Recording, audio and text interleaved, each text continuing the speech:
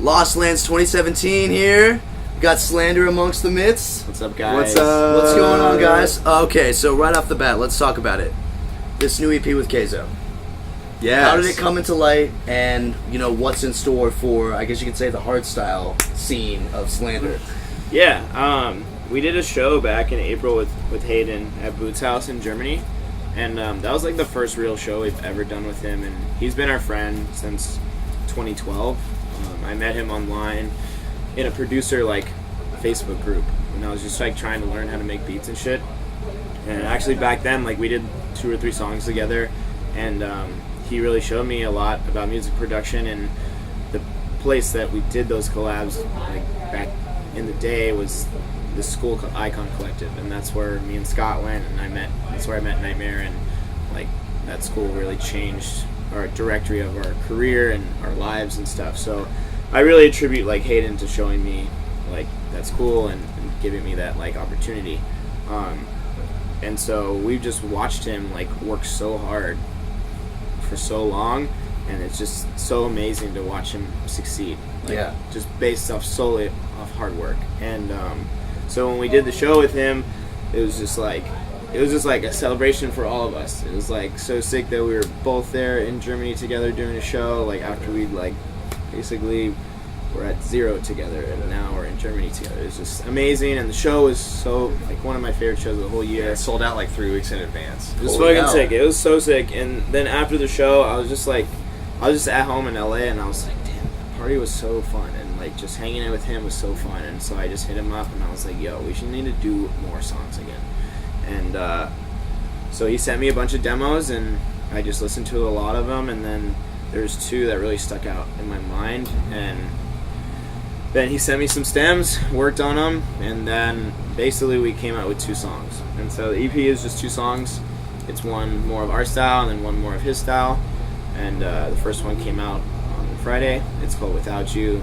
It's melodic, heavy Great trap. Great song. Yeah, cool shit. And I love the song. I love the vocal, and I love what Hayden did with it. And yeah, it's just a great first one to start off, and everyone's waiting for Holy, which is the second track. Right, the big bass drop. Exactly. So everyone's waiting for that one. So I was like, might as well just give them the melodic one first and just have it be the teaser. Build up. Yeah, the hype is just so built up. Yeah. And so the second song is called Holy. Has the side trance first drop, hard style side trance first drop, and then the second drop is hard trap drop. Right.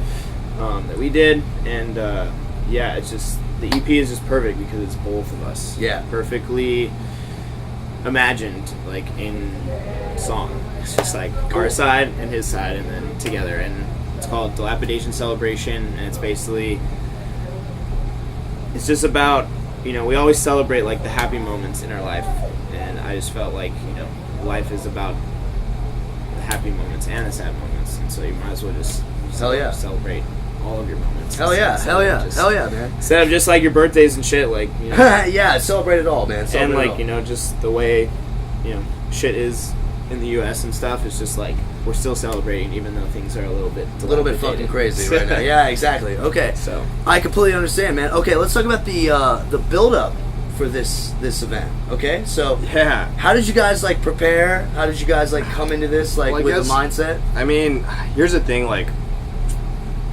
because Circle's kind of a partner on this thing, right? Talent agency. Yeah, of course. And that's the agency that we're part of. So everyone was really excited and talking about it before it even got announced. Excision's going to change the game. This is the plan. Whatever. So we were really excited because this is a really big step in a way to show that artists can also throw events, and it could be a really awesome thing. So, I think I noticed that this was going to be a really, really cool thing because we did a lot of our Superhuman tour on the East Coast, and there were kids at every single one of the shows, going up, from the Northeast down to, Florida. All the way, and shit, right? And they're can't wait to see you at Lost Lands. And I was like, damn, that means that a lot of these kids are going to travel. This is going to be a destination festival. And I think that they originally were projecting 9,000 to 10,000, and there's 25,000 kids here.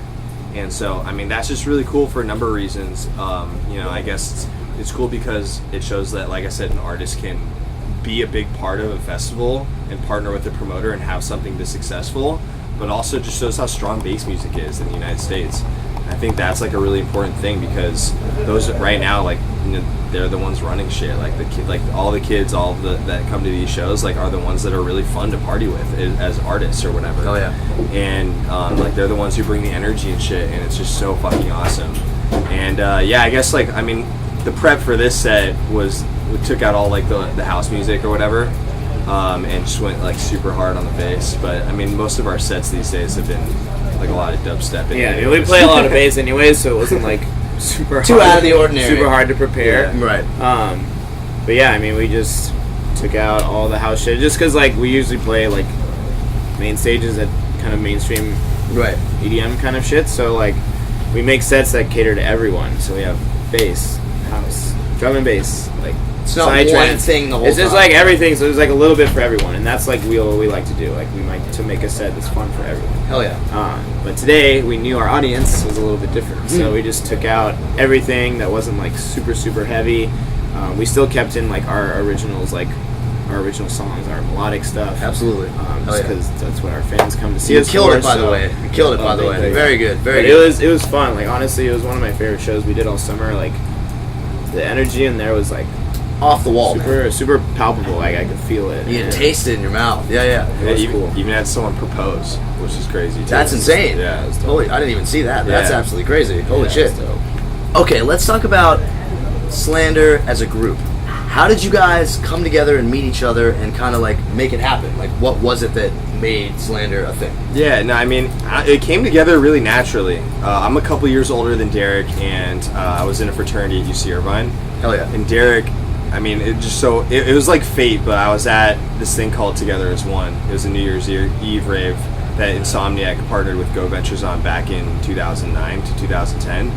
And Derek, like, was sitting on one side of an aisle in this like sports arena of 30,000 people, and I was on the other, and he recognized our group as people at UC Irvine. No way. Yeah, so he came over to me, and I was like, yeah, That's dude, crazy. I was The like, odds. I know, right? And I was like, yeah, dude, like, you should come out and, you know, just come check out the fraternity and see if it's something that you want to be a part of, and if you vibe with the dudes or whatever. So you know, Derek was basically joining the fraternity. And back then, in that era, that's when the surge of electronic music was hitting Los Angeles. Hard. Yeah. But, like, if you met someone else that liked electronic music, it was something that you guys bonded over very quickly. So that was kind of something that happened for us. And Orange County at the time was, like, hip-hop was being played in all the clubs. So I guess, like, I was interested in DJing already. And then Derek threw a party for the fraternity where he was like, yeah, you can have a party at my house, but I want to DJ. And, you know, that was kind of like Derek's first time DJing for electronic music for a group of people. And then we had this like fraternity event at Lake Havasu, and that was the first time we DJ'd together. And it was just a fucking really fun experience, and it was just a way for us to like play electronic music for our friends who were also wanting to hear electronic music all the time too. We couldn't go like to the club and hear it. It was just like a different time where it was like you were playing electronic music, you were in a minority versus how it is now, where it's like That's what's the main stage. Yeah, Like every festival you go to. So you never heard of like Tiesto in Vegas or any of that shit yet. Before that time, absolutely. Well, hey guys, Lost Lands 2017 here with Slander. Hey, make some noise. We out this bitch. We love you guys. We love Thank you. you so much for the support. We'll see you guys on the road. All right. Peace.